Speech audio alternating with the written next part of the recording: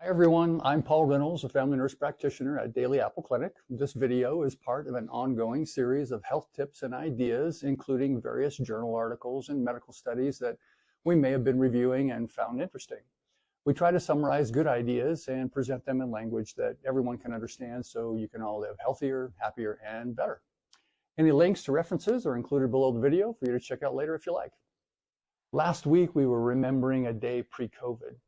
We had gone to the art museum with a couple of friends. There were a lot of people there during one of the free admission days.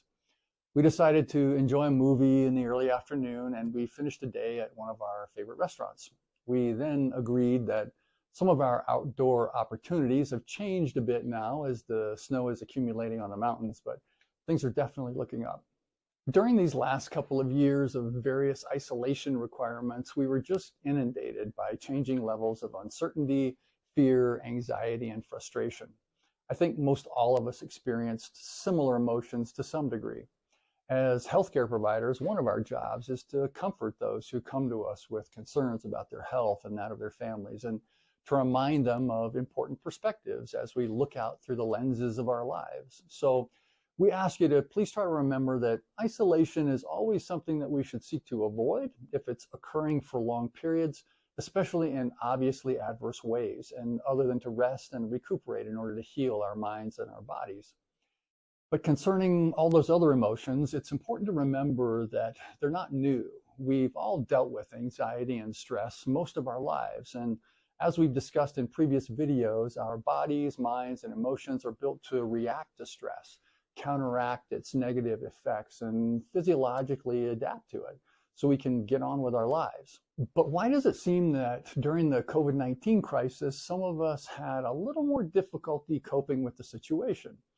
To reframe this question and better solve the issue, it might be a good idea to ask ourselves how we dealt with stress before the coronavirus outbreak.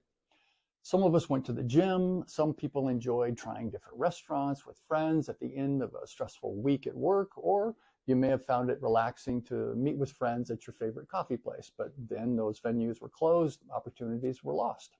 However, here we are on the other side of it, and we can see that we all had ways of dealing with, coping with various stresses in our lives. And as you're all well aware, stress in modern society has always existed during all of our lives and only changed somewhat during the past couple of years. Indeed, life stress will continue, possibly intensifying into the future. The world is changing every day.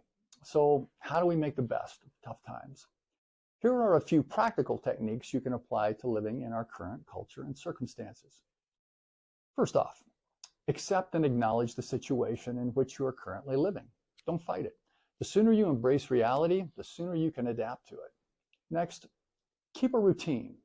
Our body naturally works better when operating on schedules and within routines. Try your best to wake up at the same time and go to bed at the same time every day. If your routines have been interrupted or you've changed them, this is your opportunity to reestablish healthy routines or create new ones. New ones may turn out to be better than the ones you had before, so keep an open mind. Next, stay in the present. Don't wonder too much about the future. Remember, the future is something that doesn't exist yet. We can try to predict it, but so far, no one has really been able to tell us what's going to happen next. Just ask any weather forecaster. And while the news on your favorite social media feed tends to show the worst of most situations, be confident that things usually work out and a solution may be just around the corner. Hope is a beautiful thing. Humanity has overcome greater crises in the past. It's far better to try your best to stay positive in the present. Next, continue staying active. Hopefully your gym is open again. Most places have now opened their doors as before, except for a few government offices, no comment. Parks, greenways, and golf courses are available with plenty of fresh air.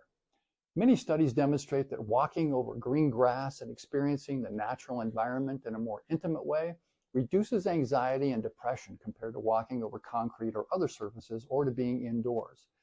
Maybe take some time to check out some online exercise and movement videos in order to help keep you active. Lastly, finish projects. Whether it's finishing that book you started last summer or completing a knitting project that's been laying around for a while now, or maybe getting your houseplants ready for the summer, this is a good time to finish things you may have been putting off. This will give you a positive sense of completion and productivity, giving you confidence moving forward. Looking back, most of us have weathered this latest healthcare crisis fairly well, and we're mostly getting back to our typical routines as effective vaccines were produced and we developed immunity within our populations.